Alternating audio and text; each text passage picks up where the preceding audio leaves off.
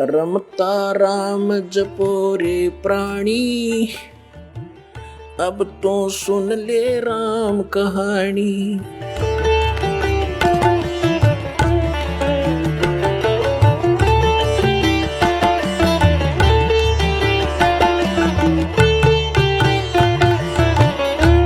कबीर परमेश्वर ने रामानंद जी से कहा कि आप मेरे गुरु बनो, और इस काल ने हमसे एक वचन लिया हुआ है कि कलयुग में तुम कितने ही प्राणी ले जाना।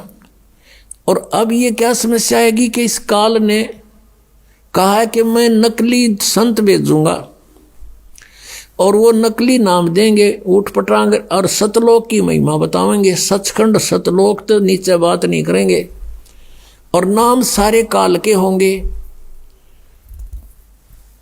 तो फिर वो मेरे अब पे मेरे मुंह में समावेंगे, यही रह जाएंगे। तो रामानंद जी से परमात्मा ने खुल के वार्ता की, सारा समझाया कि तू मेरी बात मान जा। रामानंद जी विद्वान ब्राह्मण थे, नेक आत्मा थी।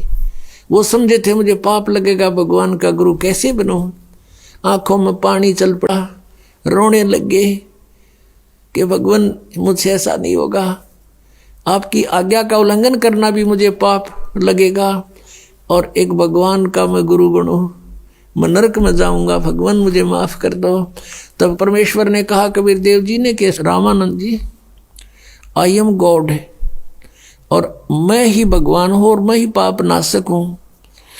मेरा आदेश पालन करे और देख बात सुन। अब वो तो रोने लग गया बालक, उन्हें सोचा बूढ़ा आदमी, आज मैं ये कर्म करूंगा मेरी तो मृत्यु होने वाली है, और बात बिगड़ जा दे। बुरी तरह बैठ गया, लेट गया, बल्कि एक टेढ़ा हो गया, बहुत बुरी तरह तड़फ रहा है। कैसे बनेगी बात। तो परमात्मा ने उसको सारी कथा सुनाई बालक की तरह कि इस काल का दाव लग जाएगा, और ये यदि मैं गुरु नहीं बनाऊंगा, मुझे कोई आवश्यकता नहीं गुरु बनाने की, मैं तेरे घुमा लाया, दिखा दिया आप जी को, लेकिन गुरु बनाना आवश्यक होगा, नहीं तो इस काल का सबसे बड़ा दाव लगेगा कि कबीर जी ने कौन सा गुरु बना रखा था। रामानंद जी की बहुत देर के बाद डाढ़स बंधा, हिम्मत हुई, और कहा भगवान मुझे लज्जा बहुत आएगी जब मुझे गुरु कहोगे। स्वामी जी आप मेरी तरफ देखो, और ये आपके भाई बहन या काल के जाल में भयंकर रूप से भयंकर कष्ट उठा रहे हैं, और इनकी तरफ देखो, मेरी आज्ञा का पालन करो। तब रामानंद जी ने स्वीकार कर लिया कि जो आज्ञा आपकी होगी वही करूंगा। तो ऐसे रामानंद जी परमात्मा के गुरु रूप में विराजमान रहे। कहते हैं रामानंद से लक्ष्य गुरु, तारे शिष्य के भाव, शिष्य चेलों की गिनती नहीं, जो पद में रहे समय। कि रामानंद जी जैसे लाखों गुरु, तारे शिष्य के भाव, उनके शिष्य बनकर उनका बेड़ा पार कर दिया। और चेला की तो गिनती नहीं, जो पद में रहे समाये, जो विधिवत साधना करेंगे तो उनको तो आप बहुत आसानी से पार करेंगे। तो कहने का भाव ये है, आज का जो टॉपिक है, वो जो विषय है इस सत्संग का, गुरु बिन माला फेरते, गुरु बिन देते दान, गुरु बिन दोनों निष्फल हैं, चाहे पूछो वेद पुराण। अब भगवान बताते हैं कि गुरु के बिना जो साधना करते हैं, झूठे गुरु भी बन जाते हैं वो।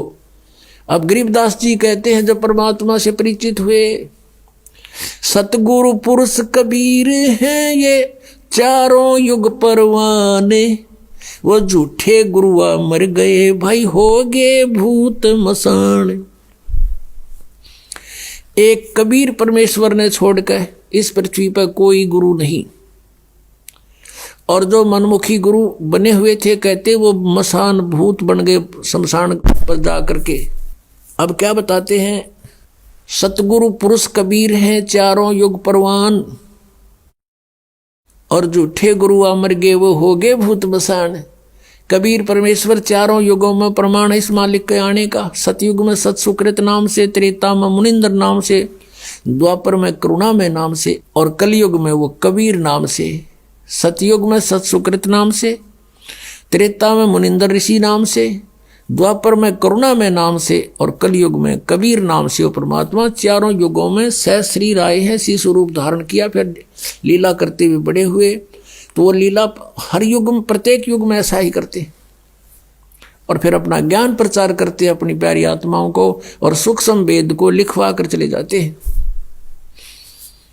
सच्चिदानंद घन ब्रह्म की वाणी में अपने मुख से बोलकर उस अमृत व ज्ञान को वो स्वयं ही प्रदान करते हैं। आप सुन रहे थे जगत गुरु तत्वदर्शी संत रामपाल जी महाराज जी के मंगल प्रवचन। अधिक जानकारी के लिए विजिट कीजिए हमारी वेबसाइट www.jagatgururampalji.org। संत रामपाल जी महाराज जी के शुभ आशीर्वाद से पूरे विश्व भर में 500 से भी ज्यादा नाम दीक्षा केंद्र हैं, जिन पर संत रामपाल जी महाराज जी द्वारा ऑनलाइन निशुल्क नाम दीक्षा दी जा रही है। अपने नजदीकी नाम दीक्षा केंद्र का पता करने के लिए संपर्क करें 8222880541।